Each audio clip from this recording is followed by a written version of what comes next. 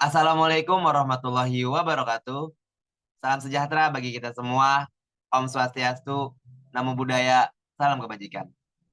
Salam hormat kami persembahkan kepada Bu Nur Aini selaku dosen pengampu pada mata kuliah dasar operasional bank.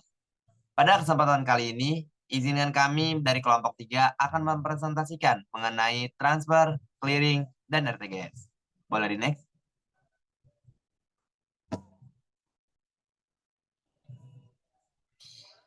Sebelum memasuki materi lebih dalam, izinkan kami memperkenalkan anggota kelompok kami terlebih dahulu.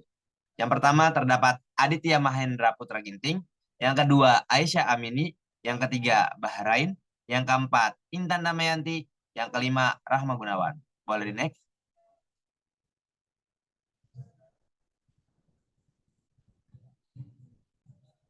Baik, memasuki ke pembahasan. Pembahasan pertama mengenai transfer yang akan dijelaskan oleh rekan saya Intan. Kepadanya kami persilakan. Baik, terima kasih Bahren. Oke, di sini ada pengertian dari transfer. Transfer adalah salah satu bentuk produk pelayanan atau jasa yang diberikan bank kepada masyarakat untuk memudahkan nasabah mengirimkan sejumlah uang yang ditujukan kepada pihak lain yang berada di kota atau tempat lain. Transfer juga diartikan sebagai pemindahan atau kiriman uang yang akan diteruskan kepada bank lain. Transfer bisa dilakukan kapan dan di mana saja. Biasanya pengiriman uang itu akan dikenakan biaya administrasi dengan nominal yang berbeda-beda jika melalui bank yang berbeda. Boleh di next?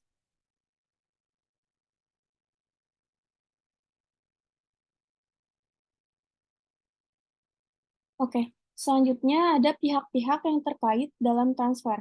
Yang pertama ada remitter, yaitu pihak yang mengajukan permohonan pengiriman uang. Yang kedua ada beneficiary, yaitu pihak yang menerima pengiriman uang dari remitter. Yang ketiga ada remitting bank, yaitu bank yang melakukan pengiriman uang berdasarkan permintaan remitter. Yang keempat ada paying bank, yaitu bank yang melakukan pembayaran uang kepada beneficiary. Boleh di next.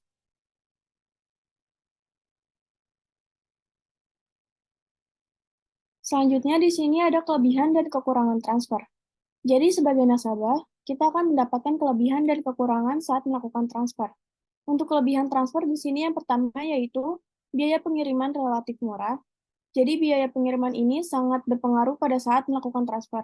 Karena sebagai nasabah tentu kita tidak akan memilih atau melakukan transfer jika biaya pengirimannya mahal.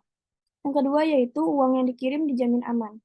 Sebagai nasabah tentu kita akan memilih melakukan transaksi atau suatu layanan jasa yang sudah terjamin aman.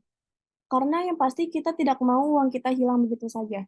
Sesuai dengan wewenang Bank Indonesia itu untuk memantau penyelenggaraan transfer serta koordinasi dengan otoritas pengawas terkait. Yang ketiga, prosedur dan proses sangat mudah. Saat melakukan transfer, prosesnya sangat mudah dan tidak memakan banyak waktu. Maka hal tersebut dapat menjadi kelebihan dari transfer. Untuk kekurangan transfer di sini yang pertama yaitu memerlukan biaya tambahan administrasi untuk bank tertentu. Yang kedua, bila transfer ke bank yang berbeda diberikan tambahan biaya administrasi. Oke, di sini biaya tambahan yang dimaksud adalah biaya administrasi dari bank X ke bank Y.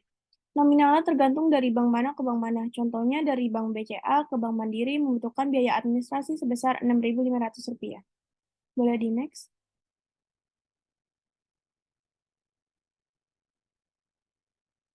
Baik, selanjutnya di sini ada jenis-jenis transfer. Yang pertama ada transfer masuk dan yang kedua ada transfer keluar. Transfer masuk adalah semua transfer yang diterima oleh bank pembayar atau paying bank dari bank pengirim atas permintaannya untuk dibayarkan penerima. Misalnya, nasabah Bank Mandiri cabang Surabaya mentransfer dana kepada nasabah Bank Mandiri cabang utama Jakarta. Yang selanjutnya yaitu transfer keluar. Transfer keluar yaitu pengiriman uang atas perintah nasabah atau bagian bank tertentu untuk keuntungan pihak lain pada bank lain atau cabang bank sendiri. Misalnya, Bank Mandiri kantor cabang utama Jakarta mentransfer dana kepada nasabah Bank BCA cabang Jakarta. Boleh di next.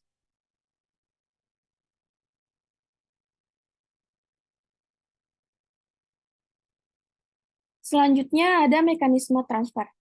Untuk di slide yang ini ada mekanisme transfer pada kantor yang sama. Pada gambar tersebut dicontohkan Bank BNI Cabang Jakarta melakukan transfer kepada bank yang sama yaitu Bank BNI Cabang Makassar.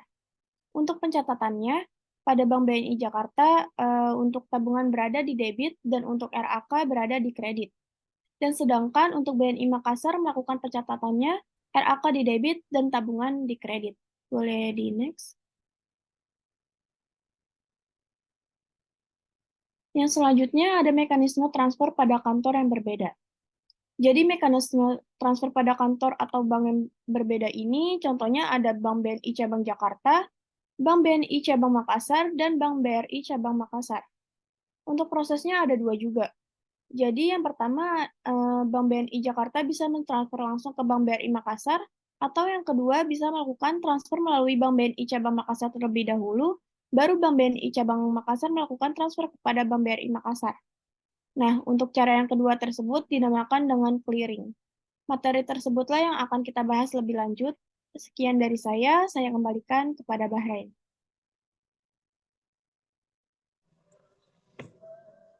Baik, kita memasuki materi clearing yang akan dijelaskan oleh rekan saya Rahma. Kepadanya kami persilakan.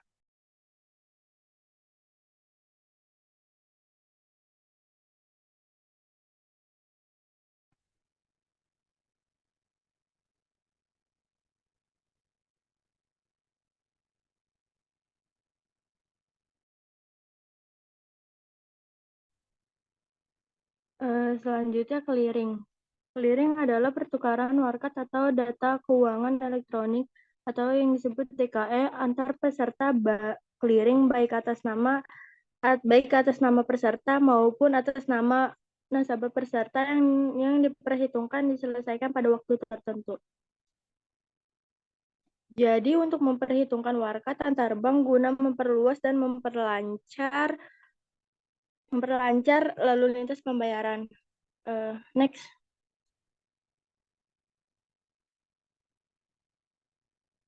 Selanjutnya ada manfaat clearing. Yang pertama ada mempercepat sistem pembayaran lalu lintas giral. Adalah suatu proses kegiatan bayar-membayar dengan warkat clearing yang dilakukan dengan cara saling menguntungkan di antara bank-bank baik atas nama beban maupun keuntungan nasabah yang bersangkutan. Yang kedua ada efisien sistem pembayaran nasional.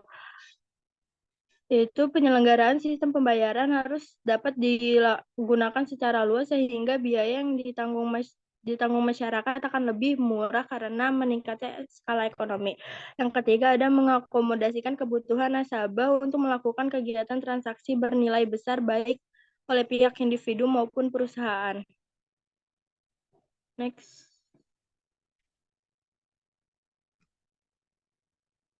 Yang selanjutnya ada tujuan clearing. Tujuan utama dilaksananya clearing oleh Bank Indonesia. Yang pertama, untuk mempermudah dan memperlancar setiap transaksi pembayaran yang aman dan cepat. Yang kedua, clearing dilakukan agar perhitungan penyelesaian utang dan piutang dapat berjalan mudah dan aman dan hemat waktu. Yang ketiga, ada mengefisien setiap urusan akuntansi dan keuangan. Next.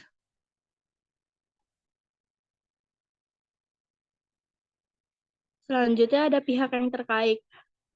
Yang pertama pihak tertarik yang menarik cek, yang kedua pihak penarik yang menerima cek, yang ketiga ada Bank Indonesia, bank pihak penarik. Next. Selanjutnya ada jenis-jenis clearing. Yang pertama clearing umum. Ini merupakan sarana perhitungan warkat antar bank. Prosesnya akan diawasi dan menggunakan sistem yang sudah diatur oleh Bank Indonesia.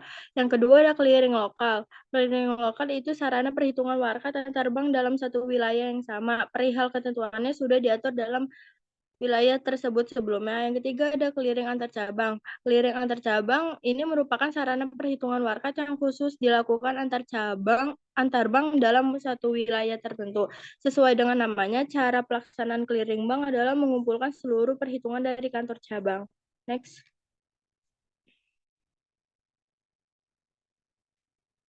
Selanjutnya ada macam-macam dokumen warkat clearing.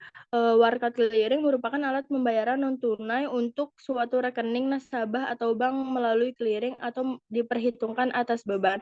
Setiap warkat atau dokumen clearing yang digunakan wajib memenuhi spesifikasi teknis yang ditetapkan Bank Indonesia, yaitu antara lain kualitas kertas, ukuran kertas, dan rancangan bangun.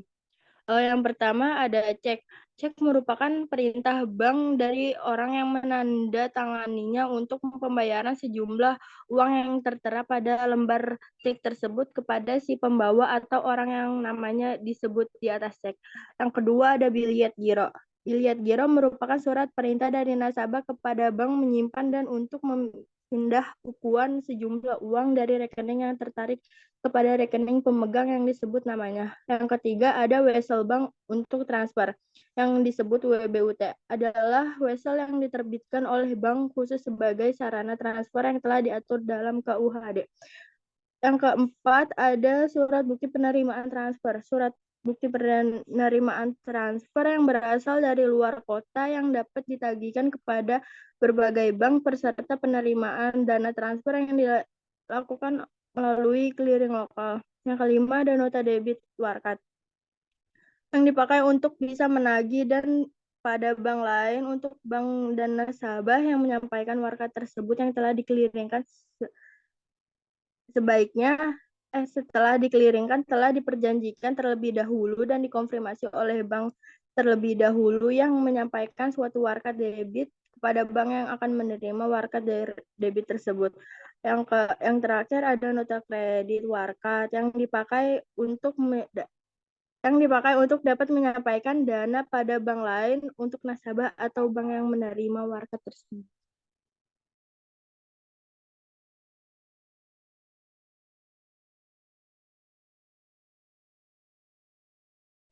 Baik, masih membahas mengenai clearing. Kita memasuki kelemahan clearing yang akan dibahas oleh rekan saya Aisyah. Kepadanya kami persilakan. Baik, selanjutnya kita akan membahas mengenai kelemahan clearing. Di sini ada dua kelemahan clearing. Yang pertama yaitu cukup memakan waktu, yaitu 2-3 hari kerja. Kenapa sih kok bisa sampai 3 hari kerja? Karena uang yang akan dikirim itu ditampung dulu nih di sistem Bank Indonesia sebelum nantinya akan dikirim ke rekening penerima beberapa hari ke depan. Yang selanjutnya ada pengiriman tidak tahu persis apakah uang udah sampai ataukah belum. Next. Selanjutnya ada beberapa jenis mekanisme dan sistem clearing. Yang pertama ada sistem manual, yaitu dalam metode manual, proses pelaksanaan itu dilaksanakan secara manual oleh nasabah, mulai dari pemilihan warkat clearing atau membuat dilihat saldo clearing. Yang kedua, sistem semi otomasi, di mana memberikan kemudahan dalam penyelenggaraan untuk clearing lokal. Namun, untuk penyusunan dan perhitungan dilihat saldo clearing tetap dilakukan secara manual oleh nasabah. Yang ketiga ada sistem otomasi. Sistem otomasi ini adalah pelaksanaan clearing lokal pada berbagai macam pemilihan market dan perhitungan pembuatan saldo clearing. Yang keempat ada sistem clearing elektronik, yaitu sistem yang seluruh perhitungannya nanti akan disesuaikan dengan perhitungan elektronik. Pada sistem ini pelaksanaannya meliputi pembuatan serta perhitungan biliet saldo clearing. Next. Selanjutnya ada nih contoh dari mekanisme clearing. Yang pertama yaitu Tuan A menyerahkan cek sebesar 200 juta kepada Tuan B.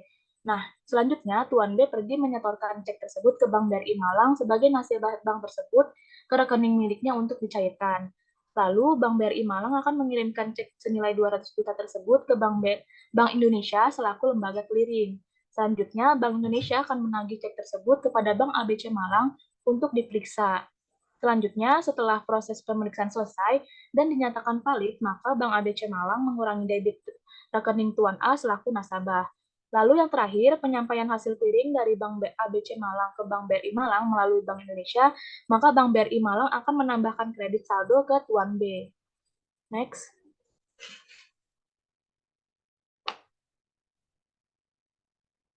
Di sini ada berbagai alasan penolakan warkat clearing. Yang pertama, saldonya nggak cukup. Yang kedua, rekeningnya telah ditutup. Yang ketiga, bea materai belum terpenuhi. Yang keempat, tanda tangan tidak cocok dengan spesimen. Yang kelima, coretan tidak ditandatangani oleh pemilik. Yang keenam, warkatnya diblokir. Yang ketujuh, jumlah angka dan hurufnya tidak sama. Jadi misalnya di angkanya 100 juta tapi di hurufnya beda, itu juga akan menjadi alasan penolakan warkat clearing. Yang kedelapan ada resi buku cek atau biliet giro belum dikembalikan. Yang kesembilan tanggal efektif biliet gironya belum aktif. Yang kesepuluh tanda tangannya meragukan. Next. Nah, selanjutnya kita akan masuk ke materi RTGS atau Real Time Gross Settlement. Adalah sistem transfer elektronik di mana bank-bank terhubung dengan sistem RTGS milik Bank Indonesia yang proses transaksinya dapat langsung terlaksana saat itu juga atau real time. RTGS ini cocoknya untuk transfer dengan nominal besar yaitu di atas 100 juta rupiah. Namun biaya adminnya itu lebih besar yaitu antara 25.000 sampai dengan 50.000 rupiah. Kenapa biaya adminnya lebih besar? Karena kalau misalnya di RTGS ini makan waktunya itu adalah rata-ratanya 4 jam. Sedangkan kayak tadi tuh si clearing itu dia kan 2 sampai 3 hari kerja. Jadi pastinya dengan kecepatan yang diberikan, maka biaya adminnya juga akan lebih mahal.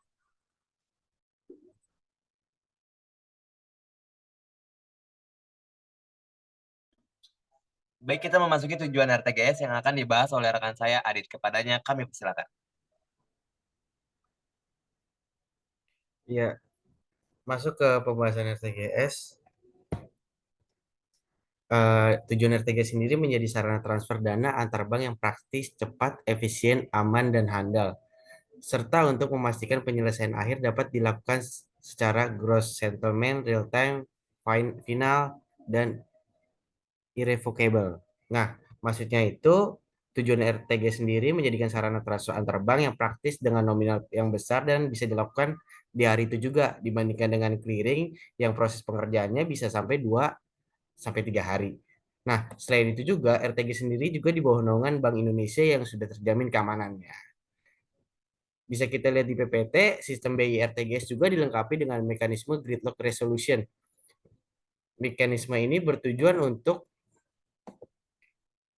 mencegah kemacetan yaitu kondisi di mana sejumlah peserta tidak mampu menyelesaikan kewajiban karena masih menunggu tagihannya diselesaikan.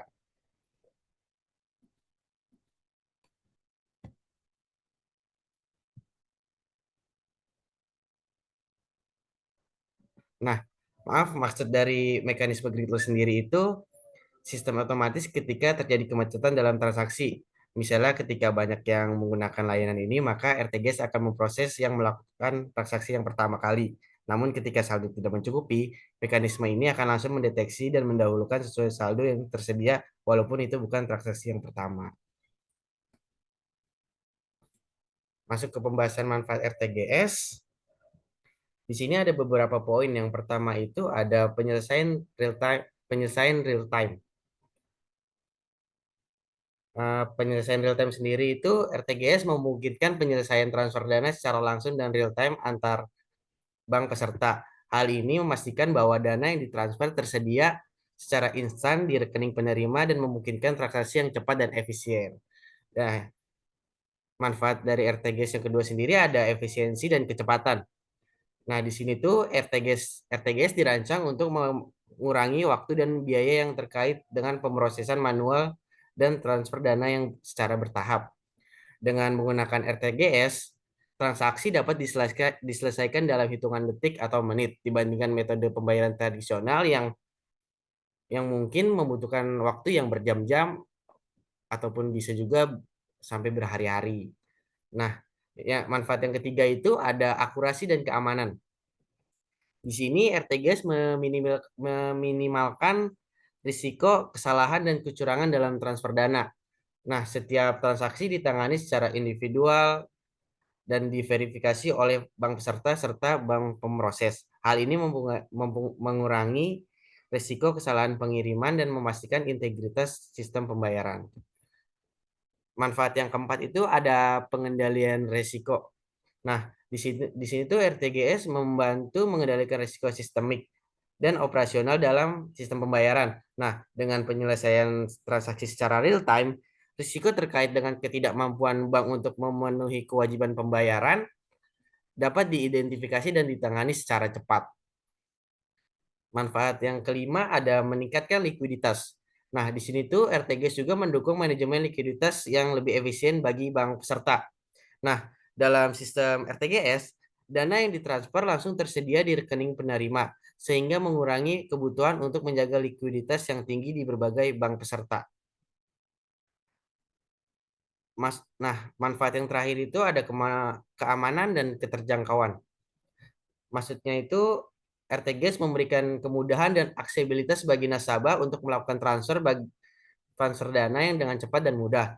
Transfer dapat dilakukan melalui saluran elektronik seperti internet banking, mobile banking, atau platform pembayaran online, sehingga memungkinkan partisipasi yang lebih luas dari masyarakat. Nah, maksud dari manfaat-manfaat ini itu untuk meningkatkan efisiensi, keamanan, dan kecepatan dalam sistem pembayaran, serta memfasilitasi aktivitas ekonomi yang lancar dan berkelanjutan. Oke, kita masuk ke pembahasan pihak-pihak yang terkait dalam RTGS. Nah, RTGS sendiri terdiri dari beberapa entitas, antara lainnya itu ada bank sentral yang memiliki peran penting dalam pengoperasian sistem RTGS. Mereka bertanggung jawab untuk mengelola dan menyediakan infrastruktur yang diperlukan untuk operasional RTGS. Yang kedua itu ada bank pemroses. Biasanya dalam setiap negara terdapat satu atau beberapa bank yang ditunjuk sebagai bank pemroses dalam sistem RTGS. Nah, tugas bank pemroses sendiri itu menerima instruksi transfer dari bank peserta dan menjelaskan transaksi secara langsung antara bank peserta. Nah, yang ketiga itu ada bank peserta. Bank peserta sendiri itu bank-bank yang terhubung dengan sistem RTGS. Nah, dia tuh memiliki akses untuk melakukan transfer dana secara langsung dan real time. Bank-bank ini harus memenuhi persyaratan tertentu yang ditetapkan oleh bank sentral atau otoritas yang berwenang. Yang keempat itu ada nasabah itu sendiri yang menjadi pihak yang menggunakan jasa RTGS untuk melakukan transfer dana. Nah, mereka itu bisa berupa perusahaan, individu, atau entitas lain yang memiliki rekening di bank peserta yang ingin mentransfer dana dengan menggunakan sistem RTGS. Nah, bisa kita simpulkan seluruh pihak yang terkait dalam RTGS itu bekerja sama untuk memastikan proses transfer dana berjalan dengan lancar dan aman. Seperti bank sentral yang bertanggung jawab untuk mengatur dan mengawasi sistem, bank pemroses menangani pemrosesan transaksi, bank peserta berpartisipasi dalam sistem, sementara nasabah yang menggunakan jasa RTGS untuk keperluan pembayaran dan transfer dana yang cepat.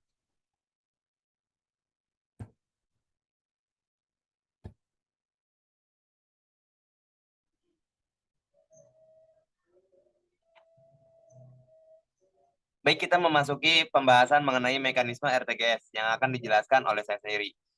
Di mana mekanisme RTGS ini terdapat 5 tahap. Tahap yang pertama yakni inisiasi transfer, di mana nasabah memberikan instruksi kepada pihak bank untuk melakukan RTGS. Instruksi yang diberikan berupa informasi mengenai nominal dana, nomor rekening, serta nama penerima dan instruksi lainnya jika diberikan. Tahap yang kedua yakni verifikasi dan pemrosesan. Bank menerima instruksi transfer dari nasabah dan melakukan verifikasi terhadap informasi yang diberikan, serta bank memeriksa kecukupan dana dari rekening pengirim. Tahap yang ketiga yakni pengiriman ke bank pemroses, di mana setelah melakukan verifikasi, bank mengirim instruksi ke bank yang memproses sistem RTGS. Kemudian bank tersebut akan menerima instruksi dan memvalidasi kembali informasi. Boleh di next?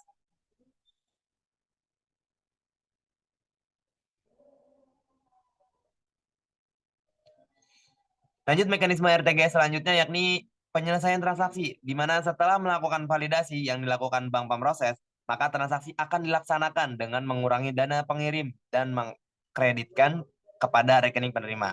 Tahap yang terakhir yakni konfirmasi dan pelaporan. Setelah transaksi selesai, bank akan menunjukkan bukti kepada pengirim dan penerima bahwa transaksi telah selesai dan berhasil dilakukan.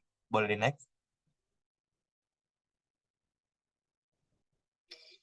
Adapun kekurangan dari metode RTG sendiri, di mana yang pertama keterbatasan akses, yang kedua biaya administrasi yang mahal, yang ketiga pembatasan waktu operasional. Pembatasan waktu operasional di sini yang dimaksud di mana sistem RTG sendiri bekerja pada saat waktu jam kerja. Boleh next? Adapun perbedaan antara transfer, clearing, dan RTGS. Boleh next?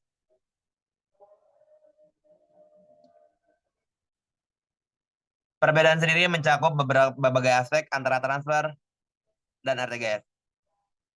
Waktu pemrosesan, transfer uang uang langsung diterima setelah pengirim berhasil melakukan transaksi. Dengan LNG 2-3 hari, RTGS-nya rata-rata 4 jam. Aspek mekanisme dari transfer, uang yang dikirim atas instruksi nasabah langsung diproses oleh bank pengirim ke bank penerima. LNG-nya, uang yang dikirim akan ditampung terlebih dahulu di sistem bank Indonesia sebelum nantinya dikirim ke rekening penerima beberapa hari ke depan. RTGS-nya, yang ditransfer akan sampai ke rekening tujuan secara real time atau saat itu juga. Aspek yang ketiga yakni biaya administrasi. Biaya transfer sesuai kebijakan masing-masing bank, LNG mulai dari 2.900 hingga 15.000, RTGS mulai dari 25.000 sampai 50.000.